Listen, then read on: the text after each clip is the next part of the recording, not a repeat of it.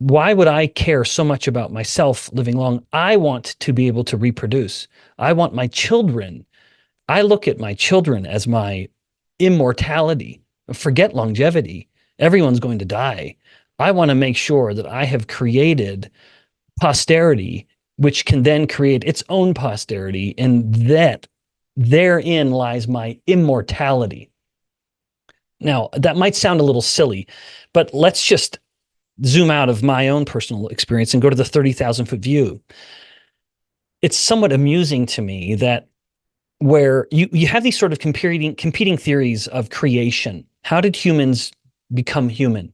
How are we here now? There are these two competing theories, although they're not necessarily in competition, but I'm going to deliberately separate them. You have this idea of creation, a theory of creation, that humans were created by a supreme being, or alternatively, you have this theory of evolution. Now, if we're being fair, we have to say they're both theoretical. I am a very religious person myself.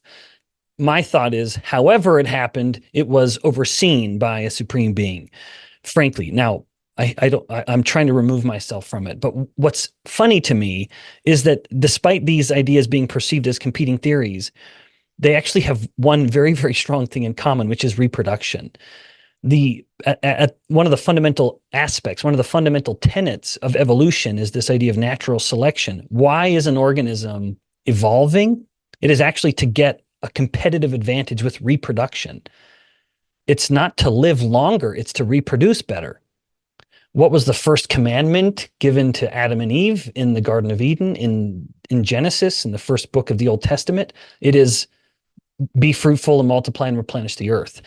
And so basically, it once again is reproduction. That is like the central commandment given to not only Adam and Eve, but to all life, that they may be fruitful and multiply and replenish the earth. That is like this central tenet of creation, in this case by God. So regardless, whatever sort of camp you ascribe to, and I don't care whichever one, and I actually just believe either could be perfectly fine, and it's not, they're both very, very valid theories, either way you look at it.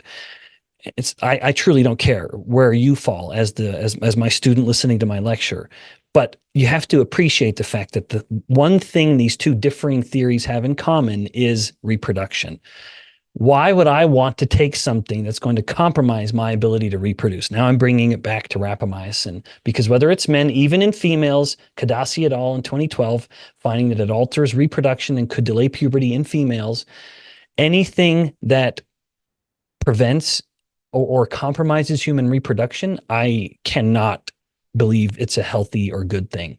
Rapamycin can induce insulin resistance and glucose intolerance in humans. Tatarani et al. In 2011 showed this very well, and there are many studies that show it as well in humans and animals. Rapamycin use makes the body insulin resistant. Now, why should I even bring that up? After all, you're thinking, Ben, this is a discussion of rapamycin. Keep insulin resistance out of it. Well, remember, the context for rapamycin is longevity. And if we're talking about longevity, you cannot ignore insulin. Or if you do, you're being naive and you're just putting your head in the sand because you don't want to hear it. Let's come back to mTOR. If mTOR matters for longevity, in other words, if increasing mTOR is sufficiently powerful to inhibit autophagy to such a degree that a cell is forced to get old and decays, and by extension, the organism gets old and decays faster, so it shortens longevity.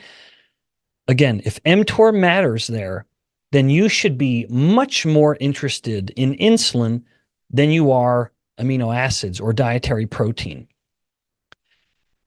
Because insulin activates mTOR far more than amino acids do, even in physiological levels. So there are some interesting studies. Again, all of these will be in the show notes. I have more studies there than normal. Gran et al. In 2011 found that insulin increased mTOR activation far more than leucine did. And leucine is the most anabolic of all amino acids. If you want to turn on mTOR, leucine is the way to do it when it comes to an amino acid.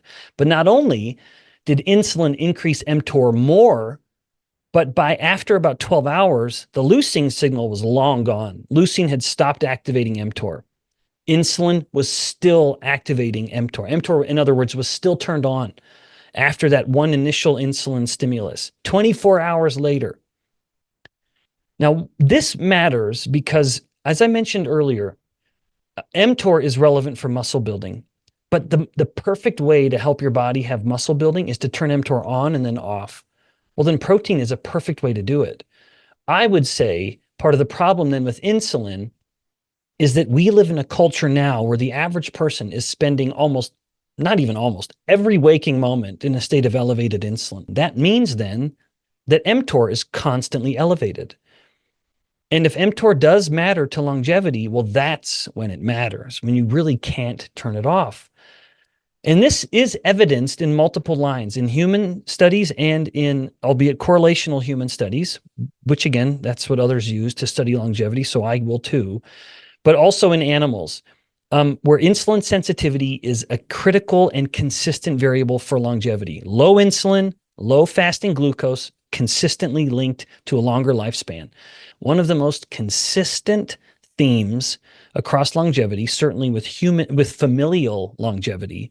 So where you look at families where just an inordinate number of family members are living into their 90s or their hundreds, they are consistently very insulin sensitive people with low fasting insulin levels. That if you want to just let mTOR come down sometimes, you don't need a drug like rapamycin to do it. You can do it through fasting. No surprise that it's so consistently throughout so many cultures, through so many millennia, has been used as a way to be healthy and even perhaps live longer.